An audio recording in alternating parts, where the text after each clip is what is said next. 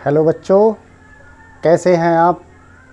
आज आपके लिए लेकर आए हैं एक नए टॉपिक के साथ, बहुत ही मज़ेदार और इम्पोर्टेंट, जो यूपी बोर्ड की परीक्षा में 5 नंबर का कई बार आया भी है और ये हमें देखने को भी मिला है।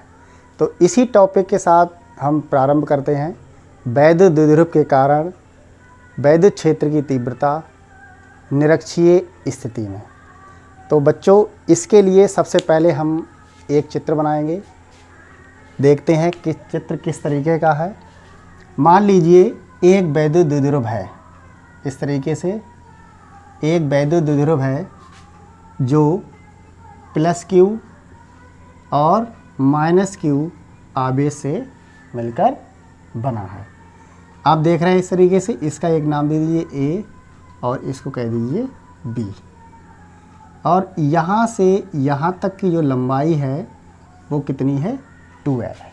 यानी जो वैद्युत द्विध्रुव की लंबाई है वो हमारी कितनी है, 2L है। इसके मध्य में एक बिंदु हम लेते हैं O, इस तरीके से। अगर हम इसे 2 भागों में विभाजित करें तो यानी कि ये कितना हो जाएगा, L, यानी कि यहाँ से यहाँ तक और यहाँ से यहाँ तक L। ठीक है प्यारे बच्चों। ऐसे ही हम निरक्षीय स्थिति में, हमें क्या ज्ञात करना है, निरक्षीय स्थिति में वैद्युत द्विध्रुव के कारण वैद्युत क्षेत्र की तीव्रता। तो निरक्षीय स्थिति का मतलब क्या होता है कि इस तरीके से ये हमारा निरक्षीय स्थिति का चित्र है। ठीक है, यानी कि बिंदु O से r दूरी पर एक बिंदु लेंगे P, इस तरीके से। इस बिंदु का नाम रख दीजिए, इसे हम क्या कहेंगे, P कहेंगे। और यहाँ पर हमें क्या करना है, वैद्युत क्षेत्र की तीव्रता ज्ञात करनी है। इसके लिए हम क्या करते हैं, इस तरीके से इस लाइन को हम इससे मिला देंगे और इसको इससे मिला देंगे। ठीक है बेटा, इस तरीके से इसे मिलाएंगे और इसे मिलाने के बाद इसको थोड़ा ऐसे कर देते हैं और इसको इस तरीके से थोड़ा आगे बढ़ाते हैं। ठीक है, थोड़ा इसको मिला दीजिए, यानी कि ये चित्र इस तरीके से कुछ बनेगा। यहाँ पर अगर इसे देखें तो ये हमारा 2 घटकों में टूटता है। यहाँ पे एक इस तरीके से और एक इस तरीके से। ये वैद्युत क्षेत्र की तीव्रता है। इसे हम कहेंगे E। जो हमारी परिणामी तीव्रता होगी वो E होगी। और यहाँ पर ये 2 घटकों में टूटेगा तो ये हमारा E1 cos थीटा और इधर E2 cos थीटा। ये प्यारे बच्चों इस तरीके से 2 भागों में टूट जाएगा। ठीक है, अब इसके लिए क्या बात करते हैं, जैसे मान लीजिए ये हमारा एक त्रिभुज है, इस तरीके से ये त्रिभुज दिख रहा है, यानी कि ये P, B और O। और एक त्रिभुज देख रहे हैं, ये इस तरीके से है A, P, O। अगर हम देखें कि ये वाली भुजा और ये वाली भुजा, अगर यहाँ पर हम देख रहे हैं तो ये हमारा एक त्रिभुज बन रहा है। यानी कि जहाँ पर कोण बन रहा है तो वहाँ पर आप देख रहे हैं ये 90 डिग्री है। 90 डिग्री के यानी कि कोण के सामने वाली भुजा क्या कहलाती है, एक आपने पाइथागोरस प्रमेय पढ़ी होगी, जिसे हम कहते हैं यानी कि पाइथागोरस प्रमेय। कर्ण का स्क्वायर बराबर आधार का स्क्वायर प्लस लंब का स्क्वायर। ठीक है प्यारे बच्चों। अब कर्ण आप देख रहे हैं, कर्ण कितना है, यानी कि ये वाली भुजा कितनी है, BP। ये कितना हो जाएगा, BP का स्क्वायर बराबर आधार कितना है, आधार आप देख रहे हैं OB, यानी कि OB का स्क्वायर प्लस आप ये देख रहे हैं PO या OP, बात एक ही है, OP का स्क्वायर। अगर इनकी वैल्यू अगर हम लगाए तो क्या होगा, OB कितना है, OB यानी कि L, ये वाला देख रहे हैं आप, ये L स्क्वायर है प्लस, और ये कितना है OP आप देख रहे हैं कितना है, स्मॉल r, ये हो जाएगा r का स्क्वायर। अगर हम किसी पर अगर स्क्वायर लगा हुआ है, अगर स्क्वायर हटाते हैं तो बराबर में अंडर रूट आ जाता है, इस तरीके से। ठीक है बेटा। इस तरीके से आपको ये भुजा हमें मिल जाएगी एल स्क्वायर प्लस आर का स्क्वायर। ठीक है बेटा। अब क्या करेंगे, ये वाली भुजा अब कितनी आ गई, ये वाली भुजा कितनी आ गई, under root L square plus R square. इसी तरीके से इस त्रिभुज को आप देख लीजिए, ये त्रिभुज भी इसी सेम दिख रहा है बिल्कुल, ये भी एल है और ये आर दे रखा है, तो ये भी भुजा जो बीपी भुजा है वो एपी भुजा के बराबर हो जाएगी। यानी कहने का मतलब क्या है, under root L square plus R square, ये यहाँ तक हो जाएगा। ठीक है बेटा। इसके बाद अब क्या करेंगे, अब हम इस आधार पर अब हम सबसे पहले निकाल लेंगे प्लस क्यू आवेश के कारण वैद्युत क्षेत्र की तीव्रता। यानी क्या निकालेंगे, प्लस क्यू आवेश के कारण बिंदु P पर वैद्युत क्षेत्र की तीव्रता, यानी प्लस क्यू आवेश के कारण, प्लस क्यू आवेश के कारण, आवेश के कारण P पर, यानी कि बिंदु P पर वैद्युत क्षेत्र की तीव्रता, वैद्युत क्षेत्र की तीव्रता। ठीक है बेटा। आपने देखा होगा कि जो E बराबर होता है, कितना होता है, 1/4πε0। K का मान यहाँ पर 1 लगा रहे हैं, K का मान वायु या निर्वात की उपस्थिति होती है, वहाँ पर हम K का मान हमेशा 1 लेते हैं। तो यानी कि Q बटे, अब ये वाली भुजा आप देख रहे हैं, ये वाली भुजा इसके बराबर हो जाएगी, यानी कि BP का स्क्वायर, यानी कि BP का स्क्वायर। ठीक है बेटा। अगर हम इसमें वैल्यू लगाएं 1/4πε0 Q बटे BP कितना देखो बेटा, B और P कितना हो जाएगा, under root L square plus R square का होल स्क्वायर। ठीक है बेटा। अगर मैं इसके लिए ये स्क्वायर दे रखा है, अगर कोई भी भुजा अगर स्क्वायर में है और उसके अंदर अंडर रूट लगा हुआ है, तो इसका स्क्वायर करेंगे तो अंडर रूट और अंडर रूट कितना हो जाता है, 1 हो जाता है, यानी पावर 1 हो जाती है। तो इसको हम क्या लिख देंगे, 1/4πε0 Q बटे L square plus R square. इसको हम कह देंगे समीकरण नंबर 1। ठीक है बेटा। ये हमारी वैल्यू आ गई E बराबर। अब यहाँ पर आप देख रहे हैं कि इस तरीके से ये E1 cos थीटा है, यहाँ E2 cos थीटा है, तो ये 2 भागों में विभाजित होगा, तो इसको हम E1 कह देते हैं। ठीक है बेटा। ये हमारी E1 की वैल्यू कितनी आ गई, 1/4πε0 Q बटे अंडर रूट में L square plus R square. ठीक है। इसके बाद अब आगे बढ़ते हैं। आप देख लीजिए कि अब हम निकालेंगे माइनस क्यू आवेश के कारण। अभी तक कितना था, प्लस क्यू आवेश के कारण, अब निकालेंगे हम माइनस क्यू आवेश के कारण, आवेश के कारण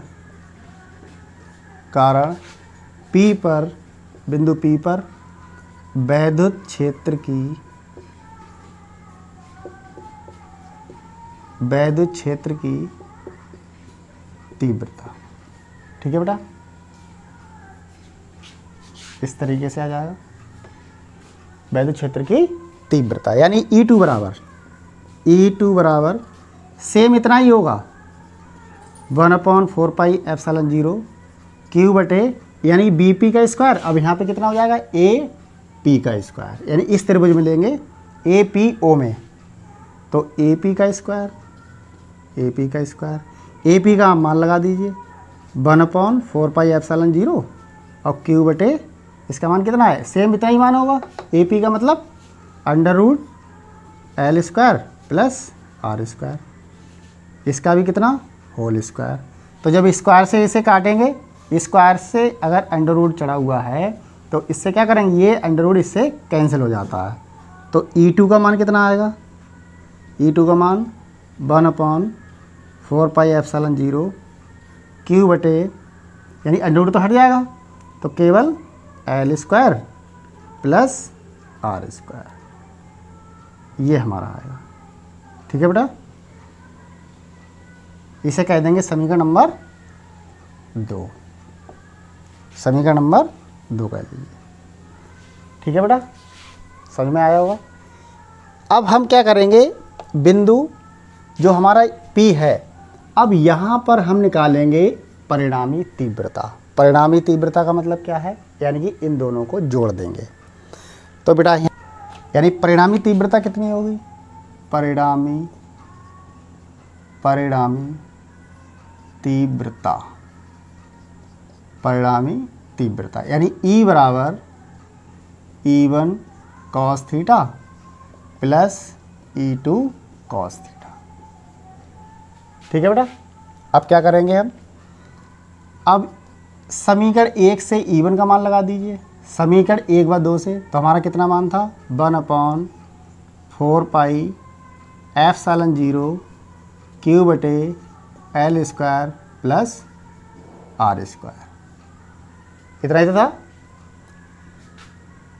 फिर क्या करेंगे, cos थीटा इंटू E2 का मान फिर लगा दीजिए इतना ही 1/4 पाई ε0 Q बटे कितना हो जाएगा L square plus R square, कितना मिलेगा इंटू cos थीटा। ठीक है बेटा, इतना मिल गया। फिर इसके बाद क्या करेंगे कि जो हमारा ये दे रखा है, यानी जो वैल्यू दे रखी है 2 cos थीटा, यानी कि ये कितना हो जाएगा, अगर मैं इसमें कॉमन ले लूँ तो ये 1/4 पाई ε0 और Q, और यहाँ से 1/4 पाई ε0 इंटू Q, ये कॉमन मिल जाएगा, तो अंदर बचेगा cos theta plus cos theta, यानी कि ये प्लस का निशान यहाँ पे आएगा, ये वाला प्लस का निशान यानी यहाँ लगा दीजिए। ठीक है, जब यहाँ पर आ जाएगा तो इतनी वैल्यू कितनी मिलेगी 1/4 पाई ε0 Q, और अंदर कितना बचेगा cos theta plus cos theta, इतना मिलेगा। ठीक है, जब इसको जोड़ देंगे तो कितना मिल जाएगा 1/4 पाई ε0 Q, और ये cos थीटा यानी कि 2 cos थीटा। ठीक है बच्चों, अब आप देख रहे हैं कि यहाँ पर हमें cos थीटा की वैल्यू चाहिए, तो आप देख लीजिए किसी एक त्रिभुज को पकड़ लीजिए, यानी कि POB में।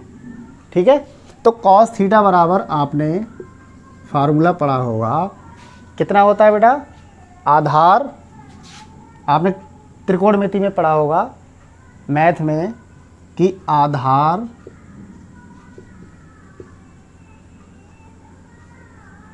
बटे कितना होता है, आधार बटे कर्ण, आधार बटे कर्ण। आधार यहाँ पे कितना है देखो L, और कर्ण कितना है, इस तरीके से ये वाली भुजा देख रहे हैं आप, अंडर रूट में L square plus R square. ठीक है बेटा, तो यानी cos थीटा की हमारी वैल्यू कितनी आ जाएगी, इतनी आ जाएगी, cos थीटा बराबर L बटे under root L square plus R square. तो यहाँ पे ये वैल्यू लगा दीजिए आप 1/4 पाई ε0 इंटू Q, और ये कितना मिलेगा 2 तो है ही, cos थीटा का मान आप लगा दीजिए, देखिए cos थीटा का मान कितना है L बटे अंडर रूट, और कितना मिला, यानी कि L square plus R square, यानी कि इतना भी तो रहेगा, ये L स्क्वायर रहेगा यहाँ पे, L square plus R square, यहाँ पर L square plus R square. ठीक है बच्चों, यानी कि इतना हमें मिल गया। अब आप देख रहे हैं कि यहाँ पर जो 2QL है 1/4 पाई ε0, ये हो जाएगा 2QL।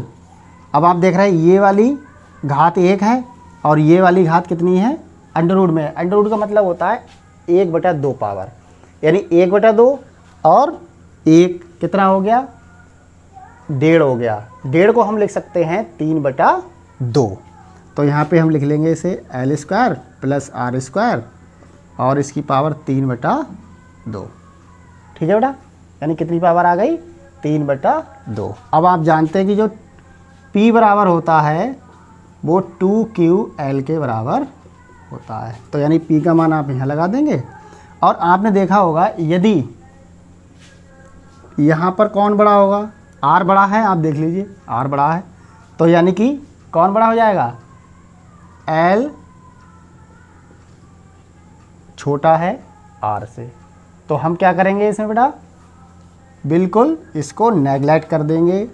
तो हमें मिलेगा 1/4 पाई एप्सिलॉन 0 P। 2QL की वैल्यू कितनी है, P के बराबर है, तो ये P मिल जाएगा। और ये हम क्या करेंगे, छोड़ देंगे, तो हमें मिलेगा R² और ये 3/2। और इस 2 से ये वाला 2 कैंसिल हो जाएगा। तो E बराबर हमें मिलेगा 1/4 पाई एप्सिलॉन 0 और P/R की घात 3। यही बेटा हमारा फार्मूला निकल के आता है वैद्युत द्विध्रुव के कारण वैद्युत क्षेत्र की तीव्रता निरक्षीय स्थिति में। इसका भी बेटा मान वही होगा, न्यूटन प्रति कूलम। ठीक है बेटा, इसका मात्रक कितना होगा, न्यूटन प्रति कूलम, न्यूटन प्रति कूलम। ठीक है बेटा, आपको समझ में आया होगा। एक बार इसको भी स्क्रीनशॉट ले लीजिए।